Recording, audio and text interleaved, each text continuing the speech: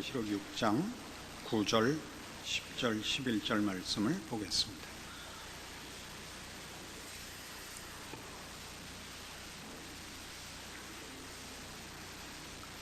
요한계시록 6장 9절입니다. 다섯째 인을 떼실 때 내가 보니 하나님의 말씀과 저희의 가진 증거를 인하여 죽임을 당한 영혼들이 제단 아래 있어 큰 소리로 불러 가로되 거룩하고 참되신 대주제여 땅에 거하는 자들을 심판하여 우리 피를 신원하여 주지 아니하시기를 어느 때까지 하시려나이까 하니 각각 저에게 흰 두루마기를 주시며 가라사대 아직 잠시 동안 쉬되 저희 동무 종들과 형제들도 자기처럼 죽임을 받아 그 수가 차기까지 하라 하시더라.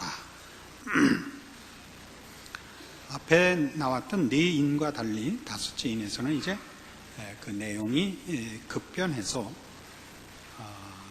믿음을 지켜 죽은 영혼들이 등장을 합니다.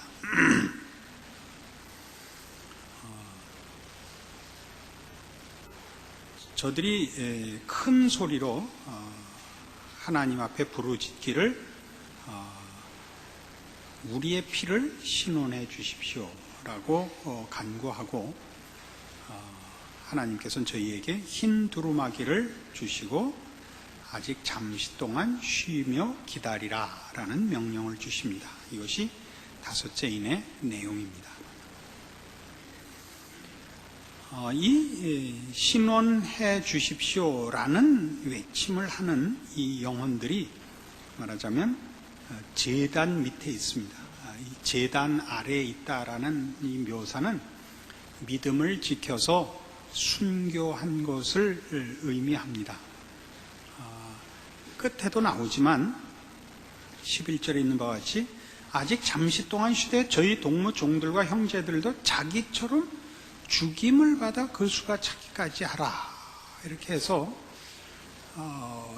이런 시각, 이런 관점에서 보자면 모든 성도들은 결국 그의 죽음이 순교의 죽음인 것을 그 내용상 순교의 죽음이라고 일컫고 있습니다.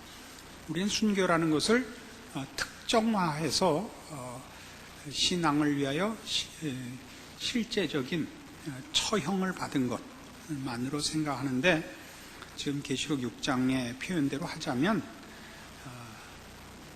세상과 반대돼서 살고 세상이 그를 못 살게 굴어서 쫓아낸 자들이라 라는 의미로 예수 믿는 자들을 표현하고 있는 셈입니다. 이들이 큰 소리로 신원해 주시기를 바라는 것은 하나님의 통치와 그 참되신 권세에 대한 확신이며 이런 신원이 큰 소리로 나오는 이유는 그렇게 해서 마땅한 천상 유일한 심판관 하나님으로부터의 정당한 판결이 있어야 됨을 시사하는 것입니다. 우리는 이 종말에 관한 얘기를 할 때 얼핏 생각하면 무슨 끝에 가서 잘했다 못했다 편을 가르고 상을 주고 벌을 주고 하는 식으로 기독교가 그 끝을 마무리하는가 그렇게 생각하는 이들을 가끔 봅니다. 사랑의 종교요, 은혜의 종교라는데 좋은 곳이 좋지 뭐 끝에 가서는 이렇게 경계하고 이렇게 겁을 줬지만 끝에는 다 용서하고 다 이렇게 다 잘되게 그렇게 하셔야 참다운 것 아니냐. 일반적으로 얘기를 하자면 불교는 이번에 보니까 그 성탄절 메시지를 다 하더라고요. 이게 훨씬 겁나는 겁니다. 희석이 되죠. 기독교 신앙의 유일성이 희석이 됩니다. 배타성을 가지라는 의미가 아닙니다. 기독교가 편협해 보이는 것은 옳기 때문이라고 언젠가도 한번 말씀드렸죠. 정답이라는 것은 나머지가 틀린 답이라는 증언을 포함할 수밖에 없습니다. 그래야 정답이죠. 정답이 없으면 무엇을 틀렸다고 할 수가 없는 것입니다. 불교가 가지는 그 관용이 아니고 무지에서 나오는, 정답이 없기 때문에 나오는 모호함입니다. 무엇을 정답이라고 얘기해야 될지 몰라서 하는 모호함이며 방황이지 정확한 판결이 아닌 것입니다. 그래서 이 신원해 주십시오라는 이것을 어찌 잘못 생각하면 기독교 신앙은 왜 이렇게 보복성을 가지며 편협하며 이런가라고 혹 생각을 할 수 있겠습니다만 전혀 그런 문제가 아닙니다. 하나님의 통치 아래 이제 그 통치를 방해한다는 것은 선과 의와 복과 영광과 이런 것들을 방해하는 모든 요소들을 제거하는 것을 말합니다. 근데 이 신원이 미루어지고 있죠. 그 응답이 아직 잠시 동안 쉬되 저희 동무 종들과 형제들도 자기처럼 주견을 받아 그 수가 차기까지 하라 이렇게 됩니다. 그래서 7장에 보시면 바로 그 내용이 나오죠. 14만 4천의 하나님의 입맞은 백성들이 7장에 등장하고 있습니다.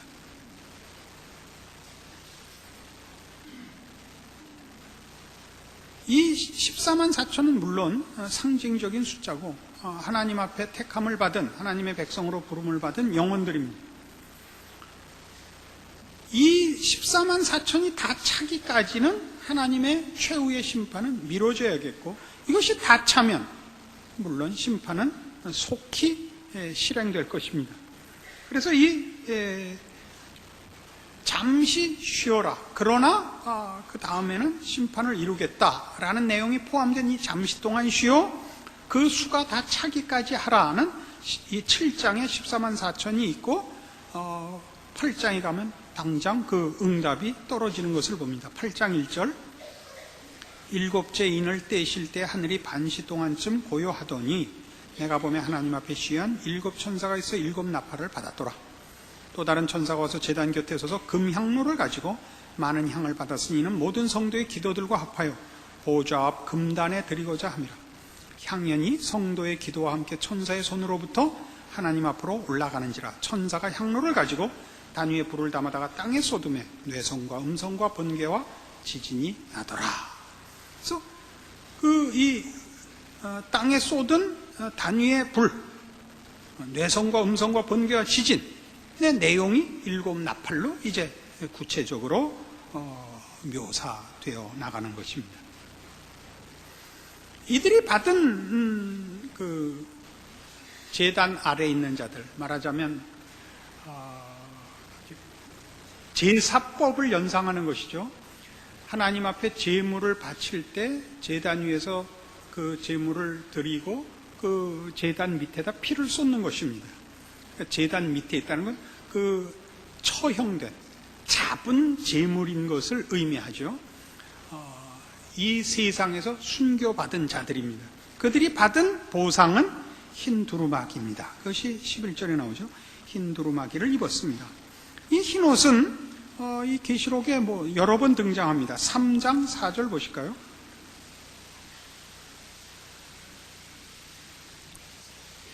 그러나 사대에 그 옷을 더럽히지 아니한 자 몇 명이 내게 있어 흰 옷을 입고 나와 함께 다니리니 그들은 합당한 자인 연고라. 이기는 자는 이와 같이 흰 옷을 입을 것이요. 이렇게 되어 있습니다. 이 흰 옷은 말하자면 주와 함께 다니기에 합당한 자의 표시입니다. 그래서 성결함에 관한 표시입니다. 성결함의 표시요. 또 다른 면에서는 승리의 표시입니다. 그 성결함을 지킨 승리의 표시죠. 3장 18절에도 나옵니다. 내가 너를 권하노니 내게서 불러 연단한 금을 사서 부요하게 하고 흰 옷을 사서 입어 벌거벗은 수치를 보이지 않게 하고 안약을 사서 눈에 발라 보게 하라에 흰 옷을 사서 입어 벌거벗은 수치를 보이지 않게 하라. 정결함과 벌거벗은 수치를 가리는 옷으로 표현되는 의로움, 하나님의 백성으로의 부끄럽지 않은 의로움을 말하죠. 4장 4절 또 보좌에 둘러 24보좌들이 있고 그 보좌들 위에 24장로들이 흰 옷을 입고 머리에 금면류관을 쓰고 앉았더라. 여기서는 영광의 표시 이렇게 됩니다. 아까 봤던 그 7장에도 이렇게 나오죠. 7장 14만 4천의 그 인맞은 하나님의 백성에 대하여 13절 장로 중에 하나가 응답하여 내게 이르되 이 흰옷 입은 자들이 누구며 또 어디서 왔느냐. 내가 가로되 내 주여 당신이 알리이다 하니 그가 나더러 이르되 이는 큰 환난에서 나오는 자들인데 어린 양의 피에 그 옷을 씻어 희게 하였느니라. 이렇게 나오죠. 어린 양의 피로 씻어 희게 된 것, 물론 구원의 기준, 의로움과 정결함과 하나님 앞에 합당하다고 인정을 받는 모든 내용들을 포함한 묘사입니다. 그런데 또 하나의 보상은 뭐냐? 잠시 쉬라는 것입니다. 이 잠시 쉰다는 것을 기다리라는 의미를 포함하고 있는 건 사실이지만 그냥 기다리라는 뜻이 아니라 여기서 쉬라는 것은 더 이상의 그 고난, 우리 삶을 사는 고난뿐만 아니라 영적인 갈등과 그 부족감을 느끼지 않는 하나님의 자녀로서 가지는 바 보상들로 만족된 상태를 지시하고 있는 것입니다. 이것이 여기 등장한 이 5제인의 내용들입니다. 우리는 이 내용들 속에서 말하자면 서두에도 말씀드린 바와 같이 하나님의 백성들은 그 보상으로서만 흰옷을 입는 것이 아니라 그 책임으로서 흰옷을 입어야 된다는 것을 압니다. 왜요? 우리는 다 순교자들인 것입니다. 그렇죠? 순교자라는 것은 어떤 물리적인 처형을 받은 것으로만 순교자가 아니라 그 정신과 내용과 원리와 목표에서 또는 그 근본에서 전혀 이 세상과 공유할 수 없는 자리에 있는 자들이기 때문에 이 세상의 것들과 단절되어 있어서 마치 목숨이 끊어져서 이 세상에서 이 세상과 그 모든 그 관계가 끊어지는 것 같이 그 내용과 소원함과 약속에 있어서 이 세상과 모든 것이 끊어져 있음을 말합니다. 여러분이 예수를 믿으면 말이죠, 세상적인 차원에서 늘 고독감을 느끼셔야 맞습니다. 근데 이걸 고독감이라고 생각을 하지 않고 늘 억울하다 그럽니다. 예수를 믿어서 억울하다 그래요. 예수를 믿어서 하고 싶은 것도 못하고 예수를 믿었는데도 마땅한 보상을 안 해줬다고 자꾸 그거를 억울하다고 표현을 하는데 그건 참 바보 같은 표현이시오. 몰상식한 것입니다. 그러니까 예수를 믿는다는 것이 무엇인지 전혀 이해를 못한 소입니다. 갑자기 옆 사람을 쳐다보지 마시고 당신 스스로를 뉘우쳐 주시기 바랍니다. 우리 모두가 순교자라는 사실과 우리의 기도들, 우리가 하나님 편을 들고 하나님의 사람으로 순교자로 사는 것이 언제야 보상을 받습니까? 언제야 받는다고?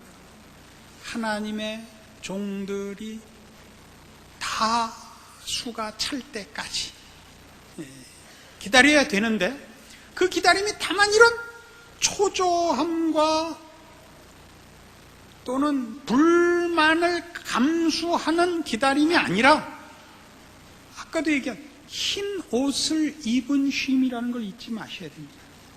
세상의 시각으로 볼 때 우리가 억울하다고 느끼며 고통스럽다고 느끼는 모든 것은 다 어린 양의 피로 희게 된 것들인 탓입니다. 그것은 우리에게는 승리요, 자랑이요, 영광인 것들입니다. 이것을 볼 줄 모르면, 우리가 제단 아래 있는 것을 이해하지 못하면 우리는 늘 우리가 받은 것들을 놓치게 되죠.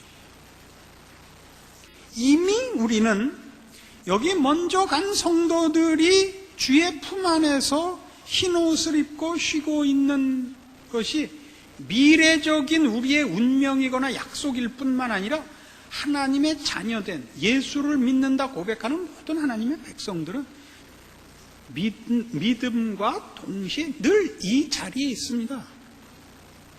그러나 본인이 모르고 있죠. 본인이 모르는 이유는 아직도 하나님의 자녀라는 것이 가지는 그 관계성, 그 추구해야 할 내용, 기준, 분별, 보상 이런 문제들을 천상의 것과 즉 하나님의 약속과 세상의 유혹들 사이에서 자꾸만 혼동하기 때문입니다. 그것이 우리를 괴롭히죠. 누가복음 18장에 가시면 이 유명한 비유가 나옵니다.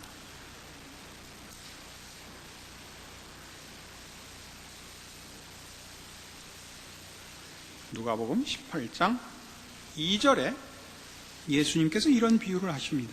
어떤 도시에 하나님을 두려워 아니하고 사람을 무시하는 한 재판관이 있는데 그 도시에 한 과부가 있어 자주 그에게 가서 내 원수에 대한 나의 원한을 풀어주소서 하되 그가 얼마 동안 듣지 아니하다가 후에 속으로 생각하되 내가 하나님을 두려워 아니하고 사람을 무시하나 이 과부가 나를 번거롭게 하니 내가 그 원한을 풀어주리라. 그렇지 않으면 늘 와서 나를 괴롭게 하리라 하였느니라. 주께서 또 가라사대 불의한 재판관이 말한 것을 들으라. 하물며 하나님께서 그 밤낮 부르짖는 택하신 자들의 원한을 풀어주지 아니하시겠느냐? 저에게 오래 참으시겠느냐? 내가 너에게 이르노니 속히 그 원한을 풀어주시리라. 이겁니다. 이 비유는 뭐 때문에 한 거냐면 1절 항상 기도하고 낭망치 말아야 될 것을 저희에게 비유로 하여 가라사대입니다. 무슨 얘기를 한 거예요? 하나님을 두려워 안 한다는 건 무슨 뜻이죠? 그가 정직한 재판관이 아니라는 뜻입니다. 그러니까 이렇게 판결을 굽게 하는 자이죠. 자기의 이해관계를 따라서 자기 좋게 판결을 좌우하는 부정직한 재판관이지만 이 과부가 와서 하도 졸르니까 구차나서 해줬다는 겁니다. 물론 구차는 그 배경은 어쨌든 그 구하는 것이 정당한 것이니까 그렇습니다. 재판관으로서 그가 정직한 재판관이 아님에도 불구하고 그 요구를 끝까지 무시할 수 없었다 이겁니다. 비유의 그 대조를 아시겠죠? 힘없는 과부가 부정직한 재판관에게 요구한 것과 자기 아들을 보내어 구원한 자기 자녀들이 공의로우시며 자비로우신 그의 아버지께 구하는 것, 이것을 대조하고 있는 것입니다. 왜 안 들어주겠느냐 이거죠. 그럼 우리의 모든 기도들은 사실은 응답받고 있는 것입니다. 우리가 응답으로 느끼지 못하는 이유는 뭐죠? 뭐가 응답인지, 무엇을 요구해야 되는지를 틀리고 있는 거죠. 하나님은 주셨는데 우리는 그게 복인지, 그게 상급인지 모르고 있는 거죠. 뭐만 달래는 게? 망할 것만 달래는 거죠. 망할 것만. 왜 그랬나? 지금도 보면 참 이해가 가지 않는 것 중에 제가 어렸을 때는 지금같이 이 경제적인 형편이 좋지 않아서 그랬습니다. 이 길거리에 막 만든 음식들이 많았습니다. 그 중에 대표적인 게 오렌지 주스였습니다. 색소탄 비닐봉지에 든 오렌지 주스가 있었는데 집에서 좋은 수박 사다가 설탕 넣어서 만들어준 화채보다 그 색소는 비닐 주스가 그렇게 맛있었단 말입니다. 그거 먹고 배앓이도 하고 사고도 나는데 왜 그거 기를 쓰고 먹었는지 모르겠고, 왜 오징어 튀김도 집에서 제 오징어 사다가 한 건 맛이가 없고 그 물감 들인 오징어는 손톱만큼 있고 밀가루만 호박만큼 해준 그놈의 왜 더 맛있었는지 맛을 모르는 거죠. 맛을. 그죠? 맛을 모르는 거죠. 지금 우리 성도들의 최고의 신앙의 문제가 맛을 모르는 걸 겁니다. 예수 믿는 맛이라는 건 뭐냐 하면요, 이런 거예요. 거룩한 재미입니다. 그 고독, 그 살떨리는 고통, 이게 재미라고. 여러분, 정말 좋은 음악을 들으시거나 좋은 그림을 보면 온몸에 소름이 끼친 그런 기억이 없으십니까? 그런 기억은 없으시겠네. 이건 있죠. 너무 감격스러운 설교를 들으면 닭살이 돋아본 적은 있으시죠? 예수를 믿으면 그래요. 거의 고통으로 다가옵니다. 왜요? 너무 고급한 것이라서 우리의 일반 감각으로 감당을 못하는 것 같습니다. 고통으로 느껴진다고. 고통으로. 우리가 세상에 속하지 않고 하나님께 속했다는 거예요. 정말 살 떨리는 쾌감인데 좀 아프다 말이에요. 그래서 이 아픔을 없애달라 그러면 동시에 그 희열도 없어진다니까요. 여러분이 요구하는 건 뭐와 같으냐 하면 따뜻한 야자나무 그늘에 눈이 오게 해달라는 겁니다. 응? 따뜻한 눈을 달라 이거예요. 딜려고? 여러분의 요구가 뭔가를 보세요. 하나님께 우리가 받은 것과 약속되어 있는 것과 전혀 같이 있을 수 없고 동행할 수 없고 공유할 수 없는 것들을 여러분들이 요구하고 있다고. 거기엔 순교로만 넘어가는 이 둘 사이에 경계선이 없어요. 그게 문제죠. 순교 없이 드나들잖아요. 하나님의 백성이었다, 세상의 백성이었다 하는 데를 순교 없이 드나들고 계시단 말이에요. 그래서 여러분의 삶은 예수 믿는 사람들의 최고의 그 비극 중에 하나인 이겁니다. 대부분의 신자의 삶은 그날이 그날 같고, 그렇게 오래 믿었는데 도대체 쌓아온 것이 없고, 이만큼 믿은 것이, 오래 믿은 것이 처음 믿은 지 얼마 안 된 사람과 비교해서 난 것이 없다 그러는 이거란 말이에요. 믿은 지 얼마 안 되는 것들이라 그래서 죄송해요. 지금은 공격을 이쪽에다 하려고 그러는 게, 것들이 더 날뛰고 너 오래 믿었지라고 공격을 해온단 말이에요. 응? 왜 그렇게 됐죠? 그 길이와 그 오래됨이 아무것도 담긴 것이 없으니까.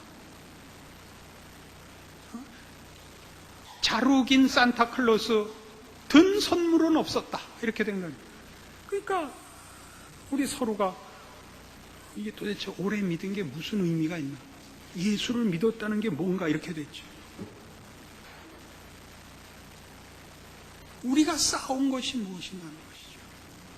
하나님의 사람으로 살아온 그 많은 경험들, 그 많은 확인들, 그래서 가지는 바 안목들이 없죠. 애를 키워보면요, 집안에는 꼭 어른이 있어야 돼요. 젊은 사람들은 애를 키울 줄 모르죠. 놀래죠. 소아과라는 건 전문 지식을 가진 건 아닙니다만, 저희 애 어렸을 때를 생각해보면 애들은 이상하게 아파요. 감기가 들었는데 완전히 복통을 일으키고 굴르고, 나타나는 증상이 어른들하고 다르다고요. 제가 가장 놀랬던 건 우리 애가 어렸을 때 밖에서 놀다 갑자기 들어와서 아이고 배 하고 굴러서, 전 무슨 장폐색쯤 된 줄 알았어요. 맹장염이나. 갔더니 감기래요. 가는 동안에 풀려서 돌아가자 그러는 걸 그냥 끌고 가서 주사 맞히고 왔죠. 거기서 이제 알죠. 이런 수도 있고 저런 수도 있다. 여러분, 예수를 믿은 경력이 왜 필요한지 아세요? 사람들이 뭐에서 넘어지는가? 왜 넘어지는가? 뭘 혼동하는가? 뭘 놀래는가? 왜 그런가? 이런 것들을 알죠. 영적인 내용과 실력의 축적됨이 있죠. 든든한 전사가 되죠. 베테랑이 되는 거죠. 그게 아니잖아요.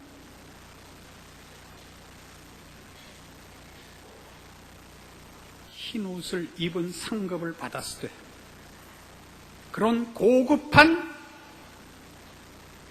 위치와 수준과 보상과 영광의 자리에 있으되 스스로 확인하지 못하고 누리지 못한 탓입니다.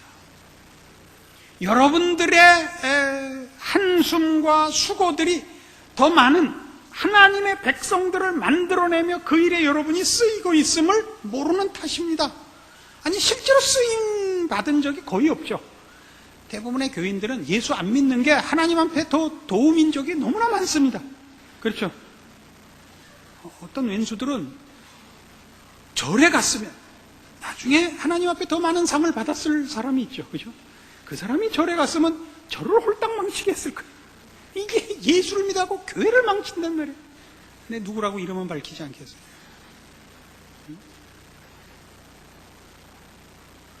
이런 걸 우리 주변에서 봐요. 그죠? 왜 그래요? 우리가 고백한 것들이 무엇을 의미하는지, 그래서 우리가 약속받았을 뿐만 아니라 지금 손에 잡고 있는 것이 무엇인지 모릅니다. 세상과 하나님이 어떻게 대치되어 있고, 그래서 어떤 것을 감수해야 하고, 그 감수하는 바들은 다 사실은 뒤집어 생각하면 이쪽에 속했기 때문에 생겨나는 당연한